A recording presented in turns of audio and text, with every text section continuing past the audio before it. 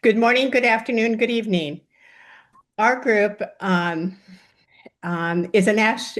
developed a national movement and framework for national service in which the government, through legislation, will provide a menu of opportunities for young folks ages 18 to 26. Many who have served profess it was a life-changing experience. Next slide. Why now? We have a knowledge gap. Many 18 to 26-year-olds know cell phone prices, but yet they don't know the three branches of government. Many young people feel disconnected, lack trust in our government, and they feel like they're left behind. Mental health and crime, depression. And we have a skills gap. 6 million jobs unfilled due to lack of necessary skill sets. And finally, national security challenge. We have an urgent need to capture the talent for critical skills and capabilities. Next slide. The core vision is a voluntary national service framework. It could also be used for a mandatory national service. However, I don't think that the appetite is present for that now, but it could be, depending if there were an emergency situation. The framework would be voluntary, target age 18 to 26. The service duration would be a minimum of 2 years. We're going to invest in life skills training at the beginning and then move into academic training and then work experience with a certification after completing the requirements. And then they will be available to go out to the workforce with a certified skill. Everybody that goes through the program would get a certified skill. We would have military and civilians corps, the incentives, lodging and food allowances, healthcare and stipends, loan forgiveness, debt reduction, or a GI Bill like process for people that go immediately after high school. You could go after high school or after college or instead of college in the many trade skills. Next slide. This is what we envision national service to look like. In this case, it is an ROTC cadet serving in the military. Next slide. Here we have a member of the CCCs, the Civilian Conservation Corps. We advocate to bring that program back to life, and we need all of the help in forestry and ecology. So here's just an example of that. Next slide. What is the day in the life? Very similar to training in any field. This would actually be during the academic training of a cybersecurity core trainee. Next slide. The rationale, we have 4 key areas: economic value, national unity, workforce development, and civic responsibility. Next slide. The sound economic investment for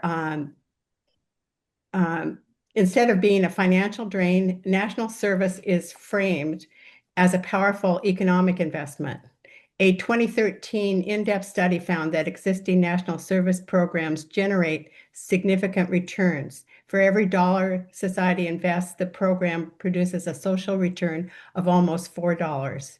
From a taxpayer perspective, the fiscal benefit cost ratio is 2.2, meaning for every tax dollar invested yields more than $2 in returns with higher tax revenues and lower social program spending. The study also concludes that expanding these programs would likely increase their cost effectiveness due to the economies of scale.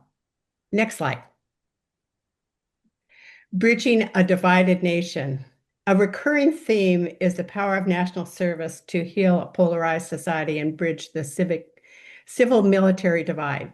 With less than 1% of the Americans serving in the armed forces, the vast majority of the population is disconnected or unaware of the military. This has led to a situation, as noted by the former Secretary of Defense, Robert Gates, where many citizens view the military and war as an abstract situation with no personal impact. By bringing together young people from diverse geographical, racial, and socioeconomic backgrounds for a shared purpose, national service can foster acculturation, enhance social skills, rebuild trust in government and fellow citizens. The vision is that 20 years, a common introductory question will be, where did you serve? Next slide. Developing a 21st century workforce. The framework is designed as a massive talent development and capture engine. Proponents argue that national security and global competitiveness depend on capturing the best talent in an era of disruptive technology. Our vision would consolidate various service branches. The military would be one option, but we would have 11 other categories to serve. The Peace Corps, the Corporation for National and Community Service Organizations, including AmeriCorps and Vista, the Civilian Conservation Corps, a medical corps with primarily nurses and CNAs initially, law and law enforcement corps, administrative and personnel corps, cybersecurity corps, a cultural anthropology corps, world language corps, a caregiving corps, and finally, a journalism corps. And these would be pathways into civil service and private sector jobs, or they could continue on in the military and get retirements as well. Next slide. Renewing a culture of service. In a democracy, we need our citizens to participate and be engaged. As I mentioned before, it could either be voluntary or could be mandatory. But along with this, we would have a strong civics education program, K through 12. It's essential that our citizens really are aware of our democracy and the benefits so that we can maintain and improve our democracy.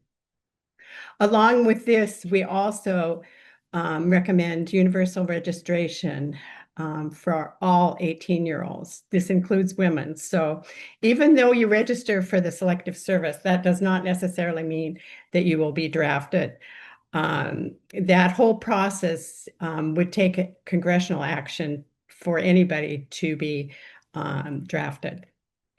Along with that, we need a vocational aptitude test in high school. We really do need to provide individual students with an evaluation of what their aptitude is and what would be a good pathway for them to follow.